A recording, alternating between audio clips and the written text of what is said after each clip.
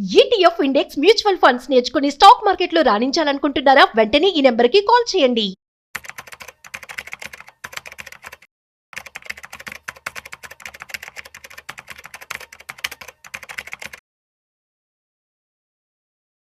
Sir gold and silver మరి చాలా happy అనిపిస్తుంది. కొంచెం ధరలు తగ్గుతున్నాయి. అవును. మరి ఆల్ టైమ్ హై రికార్డ్ వరకు వెళ్ళిపోయిన ధరలు ఒకసారి ఎందుకు ఇలా పడిపోతున్నాయి? 1,80,000 వరకు వెళ్ళింది. ఇప్పుడు 1,50,000లో ఉంది. ఇంకా వెండి అంటే 4,25,000 వరకు వెళ్ళింది. ఇప్పుడు మళ్ళీ 3 లక్షల్లోకి వచ్చేసింది. అంటే ఈ తగ్గుతున్నాయని అనుకోవచ్చు అంటారా? మళ్ళీ పెరుగుతాయా? నాకు తెలిసి ఈ మార్జిన్ ఇష్యూస్ అన్ని షార్ట్ అవుట్ అయిపోయినట్టుందండి. ఎందుకంటే 2 days బ్యాక్ కూడా సిఎంఈ ఎక్స్చేంజ్ వాళ్ళు మార్జిన్స్ పెంచారు. ఈ ఫీచర్స్ అండ్ ఆప్షన్స్లో ఉన్న గొడవ ఏంటంటే వాళ్ళు మార్జిన్స్ పెంచారనుకోండి, పెంచిన మార్జిన్ తగ్గట్టు అందరూ మ్యాచింగ్ అమౌంట్ మళ్ళీ పెట్టుకుంటూ రావాలి. అంత డబ్బు లేదంటే క్లోజ్ చేసుకోవట్లేదు ట్రేడ్స్. అందుకని ఫిజికల్ ప్రొడక్ట్లో సప్లై ఎక్కువే కాదు వచ్చిన ప్రాబ్లం, పేపర్ అసెట్స్ మీద వచ్చిన మార్జిన్ ప్రెజర్ అనమాట. దాంతో పడిపోయింది.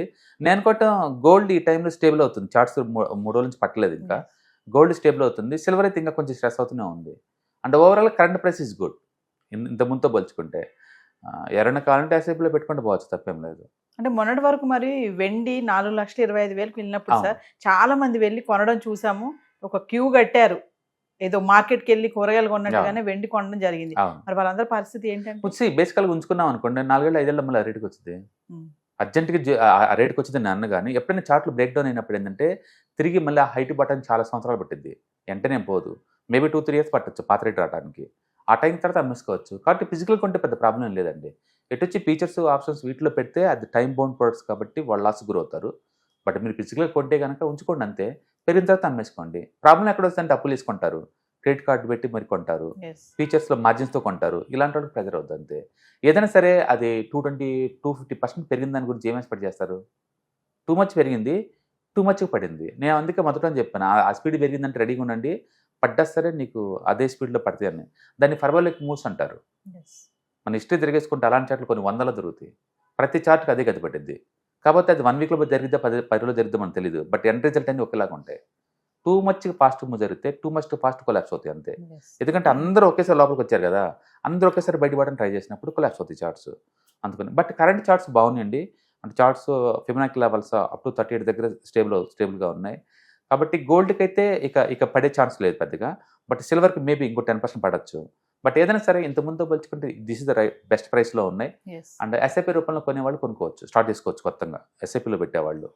అంటే కామన్ మ్యాన్కి కొంచెం కన్ఫ్యూజన్ అయితే ఉంది సార్. మరి తగ్గుతుంది కదా, ఇప్పుడు వెళ్ళి మేము కొనుక్కోవచ్చా? ఎందుకంటే పెళ్లిళ్ళ సీజన్ రాబోతుంది కదా, అవును. మరి అలాంటి వాళ్ళకి ఏం చెప్తారు? బేసికల్గా ప్రాబ్లం ఎక్కడ వచ్చిందంటే అసలు ఒక ఎసెట్ మీద ఎందుకు ఇంత మోజు మీకు? సింగిల్ ఎసెట్ మీద ఎందుకు మోజు?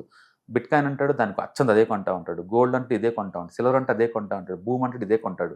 ఒక ఎసెట్ మీద మోజు ఏంది? ఏదైనా స్టక్ అయిపోయారు అనుకోండి, బయట రావడానికి డికెట్స్ పెట్టింది కదా. అన్ని ఎసెట్లు కలిపి ప్లేస్లో కూర్చుంటే గొడవ లేదు కదా. అందుకని మీరు ఏదైనా ఒకే ఎసెట్లో ఉంటే మీకు ఎప్పుడు ఆ పెయిన్ తప్పదు, ఆ గెయిన్ తప్పదు. బట్ అది ఎప్పుడు వచ్చిందో మనకు తెలియదు. అందుకనే ప్రతి కుక్కకి ఒక రోజు ఉన్నట్టే ప్రతి అసెట్కి ఒక సంవత్సరం వస్తుంది. ఆ సంవత్సరంలో బాగా పెరుగుతాయి. ఇంకా అది చూసేసి మనం నిరంతరం పెట్టుకుంటూ పోదాం అంటే వర్కౌట్ అవ్వదు, అది వర్కౌట్ అవ్వదు. So gold silver last year బాగా మూవ్ అయినాయి కదా, ఇప్పుడు ఆ మూవ్ అంతే ఆగిపోద్ది అనమాట. అందుకని మీరు లాస్ట్ వీడియో అడిగినప్పుడు నేను చెప్పాను, యావరేజ్ ఎక్స్పెక్టేషన్ 12% పెట్టుకుని తప్ప మీరు 30-40 రావు లాస్ట్ ఇయర్ లాగా అని చెప్పింది. ఎందుకంటే దాన్ని కెపాసిటీ దాటేవి నడుస్తున్నాయి. టూ మచ్ స్పెక్యులేటివ్ యాక్టివిటీస్ జరుగుతుంది అనమాట. అంతా అలా మూవ్ అయింది. ఇప్పుడు అంత ఎక్స్పెక్ట్ చేయలేము. ఇంకా మళ్ళీ తిరిగి గోల్డ్ ఆల్ టైమ్ హైకి సిల్వర్ ఆల్ టైమ్ హైకి వచ్చింది అంటే I'm sure that it may be take years time. చాలా మంది అన్నారు కదా సార్, మరి వెండి చాలా వరకు వెళ్ళిపోద్ది, ప్రీషియస్ ఐటమ్ అయిపోతుంది వెండి అని అదే అంటున్నారు. అదే ట్రెండ్ ఫాలోయింగ్ చేసే వాళ్ళు ఏం చేస్తారంటే పెరిగే కొద్ది ఇంకా పెరిగింది అనుకుంటా ఉంటారు. బట్ ఎప్పుడైతే వీక్నెస్ కనపడిందో మళ్ళీ రివర్స్ పెట్టుకొస్తారు. అది ట్రెండ్ ఫాలోయింగ్ చేసే వాళ్ళ క్యారెక్టర్ అనమాట. సామాన్యులు ఏంటంటే ఎంత పెరిగిద్ది అనుకుంటూనే ఉంటారు. బట్ ఆ చేసింగ్ ఎప్పుడు కూడా లేదు, బ్యాడ్ రిజల్ట్ వేస్తుంది. దాని బదులు స్టేబుల్గా మూవ్ అయ్యేవాటిని తీసుకుంటే బెటర్ అనమాట. అందుకే మేము చార్ట్లో ఏం చేస్తామంటే 1 year హై దగ్గర ఒక 2-3 months రెస్ట్ తీసుకుంది అనుకోండి, ఇంకా పడదు, మళ్ళీ పెరగడం స్టార్ట్ అవుతుందని నమ్ముతాం అనమాట. అట్లా చార్ట్స్ ఎప్పుడు కూడా స్ట్రాంగ్గా ఉండాలి. 1 year హైలో ఉండి కపుల్ ఆఫ్ మంత్స్ రెస్ట్ తీసుకుంది అనుకోండి, అమ్మేవాళ్ళు లేరని గుర్తునమాట ఇంకా. ఓకే, సో ఇప్పుడు కూడా అంతే. ఇప్పుడు సిల్వర్ ఒక 10 days ఆగింది అనుకోండి, గోల్డ్ ఒక 10 days ఆగింది అనుకోండి, ఇంకా అమ్మేవాళ్ళు లేరు. అమ్మేవాళ్ళు నెక్స్ట్ అయితే ఏమవుతుందంటే మళ్ళీ కొనేవాళ్ళు వస్తారు ఇంకా. అప్పుడు మళ్ళీ పెరగడం స్టార్ట్ అవుద్ది. అయితే పాత రేట్లు చేరటం అంత ఈజీ అంటే ఖచ్చితం కాదు. ఏదైనా కానీ మనం ఉన్న టైంలో టూ మచ్ వాలటిలిటీ జోన్లో కూర్చున్నాం, టూ మచ్గా ఇంటర్నెట్తో కనెక్ట్ అయ్యాం అందరం, టూ మచ్ ఎమోషనల్గా డిస్టర్బ్ అవుతున్నాం. ఏం జరిగినా సరే పర్ డే 5% ఒక ఎసెట్ ఓవరాల్ వాల్యూ పెరగటం కానీ తగ్గటం కానీ జరుగుతుంది. అదే విషయం బిట్ కాయిన్లో చూసాము, ఏఐ స్టాక్స్ అని చెప్పి రీసెంట్గా లాస్ట్ 1 week చూసాము, ఐటీ స్టాక్లు చూసాము. అండ్ సిల్వర్లో చూసాము, గోల్డ్లో చూసాము, and real estate last 4 years నుంచి అట్లీస్ట్ అది డ్రాప్ అవ్వట్లేదు, బట్ అక్కడ అయిపోయింది కదా 3 years నుంచి. అందుకని ప్రతి అసెట్లో కూడా టూ మచ్ వాలిడిటీ జోన్లో ఎంటర్ అవుతున్నాం, అండ్ ±5% అవుతుంది. ఈ టైంలో కన్జర్వేటివ్ ఉంటే చాలా ఇంపార్టెంట్ ఒక అసెట్లో పెట్టే బదులు. మీరు అన్నట్టు మ్యారేజ్ అనుకోండి తప్పదు కాబట్టి కొనుక్కోవటం బెటర్. బట్ 1,80,000తో పోల్చుకున్నప్పుడు 1,50,000 బెటర్ డీలే కదా, తీసుకోవచ్చు. అది నేను అనుకుంటే 1,20,000 గుడ్ డిస్కౌంట్ అనుకుంటాను ఆ ఏరియా కనుక వస్తే. బట్ ఏదైనా ఎస్ఐపిలో ఒక 2-3 years ప్లానింగ్తో కొన్నాం అనుకోండి, మనం లాస్ అయ్యే ఛాన్సే లేదు. అంటే గోల్డ్కి ప్రయారిటీ ఇచ్చేవాళ్ళు సార్. ఇప్పుడు 5-6 లక్షలు ఉన్నాయనుకోండి వాళ్ళ దగ్గర, ఇప్పుడు గోల్డ్కి ప్రయారిటీ ఇచ్చేవాళ్ళు ఫిజికల్ గోల్డ్ కొనుక్కుంటే మంచిదా, డిజిటల్ గోల్డ్కి వెళ్తే మంచిదా ఈ టైంలో? అంటే రైట్, బేసికల్గా ఫిజికల్ గోల్డ్ కొంటే ఉన్న బెనిఫిట్ ఏంటంటే మొత్తం డబ్బులు కట్టి తీసుకుంటారు కాబట్టి అందులో స్పెక్యులేషన్ ఉండదు. ఇంకా వాళ్ళు అమ్మరు, ఈ రోజు కాదు లెక్కలేసుకుంటారు కానీ అమ్మరు కదా. డిజిటల్ కొంటే ఏమవుద్దంటే నువ్వు లెక్కలేసుకుంటా ఉంటావు, ఎమోషనల్ స్ట్రెస్ అవుతూ ఉంటావు, అది పెరగకుండా ఉందనుకోండి స్ట్రెస్ గురి అమ్ముతూ ఉంటావు. బట్ ఇన్వెస్టర్ లాగా ఉంటే మాత్రం డిజిటల్ కొనుక్కోమంటాను, ప్రాఫిట్ రాగానే అమ్మేసుకోవచ్చు. ఫిజికల్గా నువ్వు అమ్మలేవు కొనలేవు. బేసికల్ మీ దగ్గర 1 kg గోల్డ్ ఉంది అనుకో, లెక్కలేసుకుంటూ కూర్చోవడం తప్ప దానివల్ల క్యాష్ ఫ్లో ఏం లేదు కదా. ఒకప్పుడుతో వచ్చి బ్రేడ్ పెరిగింది కాబట్టి, కానీ ఏం చేసుకుంటావు దాన్ని? డిజిటల్గా ఉంటే అప్పుడప్పుడు అమ్ముతూ ఉంటావు కదా, కొంచెం ప్రాఫిట్ చూడడం 20% తోటి, మళ్ళీ పడితే కొంచెం కొంటా ఉంటాం కదా. అందుకని ఎప్పుడైనా కొని అలా ఉంటుంటే ఆ డిఫరెన్స్ని ఎంజాయ్ చేయొచ్చు. అలాంటివి కొన్ని ఫిజికల్గా ఉంటే మాత్రం అది ఇంట్లో పర్మనెంట్గా బీరోలో జరిపోద్ది. అది ఇంకా లెక్కలేసుకోవడం తప్ప అది ఏమి ఉండదు. కాబట్టి ఒకటి ఇండియాలో డౌరీ సిస్టమ్ ఉంటుంది కాబట్టి డౌరీల బదులు ఈ గోల్డ్ మొత్తం మూవ్ చేసి పడేస్తారు, ఇమ్మూవబుల్ ప్రాపర్టీస్ మొత్తం మూవ్ చేస్తారు. ఏది రియల్ ఎస్టేట్ ఒకటి, గోల్డ్ ఒకటి డంప్ చేస్తారు ఆ వైపుకి. మళ్ళీ వాళ్ళ ఫ్యామిలీ పోయి కూడా అది కూడా మళ్ళీ అక్కడే అయిపోద్ది, అది కూడా మళ్ళీ మార్కెట్లోకి ఏం రాదు కదా. అందుకని ఇండియన్ సొసైటీలో and gold and real estate రెండు బ్లాక్ మనీగా సెటిల్ అవుతాయి, ఎప్పటికీ ఉంటాయి డిమాండ్ వాటికి. ఎందుకంటే మనం జీవితంలో చేసే బిగ్గెస్ట్ ఎక్స్పెండిచర్ ఏంటంటే మ్యారేజ్. ఆ మ్యారేజ్లో డౌరీ మెయిన్, ఆ డౌరీ రెండే ఎక్కువ. అందుకని ముందులో డౌరీస్లో మనీ ఎవరెవరు 1/2 kg gold, 1/4 kg gold, 100 grams gold ఇట్లా ల్యాండ్ ఇస్తారు. ఆ రెండు కూడా బ్లాక్ అసెట్స్ ఎక్కువ శాతం. సో ఓవరాల్గా రేట్స్ ఎందుకు ఫ్లక్చువేట్ అవుతున్నాయంటే సార్ చెప్పాను కదా ఇంతకుముందు, ఇవన్నీ కూడా డిజిటల్ రూపంలో రావడంతోనే గొడవ వచ్చింది అనమాట. ఫీచర్స్ ఉన్నాయి, ఆప్షన్స్ ఉన్నాయి, ఈటీఎఫ్స్ ఉన్నాయి, అండ్ ఫార్వర్డ్స్ కాంట్రాక్ట్స్ ఉన్నాయి, స్వాప్స్ ఉన్నాయి, రకరకాల ప్రొడక్ట్స్ లేదు. అన్లిమిటెడ్ సప్లై క్రియేట్ చేస్తున్నారు, అన్లిమిటెడ్. అంటే ఈవెన్ పబ్లిక్ గోల్డ్ లేదు, షార్ట్ టర్మ్లో మనీ మేక్ చేసుకోవచ్చు కదని చెప్పేసి వీళ్ళు మార్జిన్ పెట్టి మరీ కొంటున్నారు. ఊహించుకోండి, క్రెడిట్ కార్డ్ అంటేనే అప్పులు చేయడం, ఆ వచ్చిన అప్పులు చేసిన డబ్బులతో మళ్ళీ గోల్డ్ కొంటున్నారు. గోల్డ్ అంటే పెరిగినంతకాలం మనం ఎంజాయ్ చేస్తాం, బట్ ఇప్పుడు డ్రాప్ స్టార్ట్ అయిన తర్వాత కూడా మళ్ళీ బ్లడ్ పెడుతుంది కదా. అందుకని టూ మచ్ స్ట్రెస్ గురవుతున్నారు ఈ మార్జిన్స్ తోటి. బట్ అది ఎప్పుడో ఒకసారి ఓకే, కానీ జీవితం మొత్తం అచ్చం మార్జిన్స్ మీద గేమ్ ఆడుతూ ఉంటే చాలా కష్టం. అందుకని అదే జరుగుతుంది అక్కడ. మీరు కాబట్టి నిజంగా గోల్డ్ ఈటెస్ట్ కానీ ఫిజికల్ గోల్డ్ కానీ కొంటే కనుక అది పడితే మీకు ఎందుకు, లేస్తే మీకు ఎందుకు. ఎప్పుడైతే మార్కెట్ బాగా పెరిగిందనిపిస్తే ఆ రోజు డంప్ చేయండి, మిగతా కామ్ కూర్చోండి, అది బెస్ట్ అప్రోచ్ అనమాట.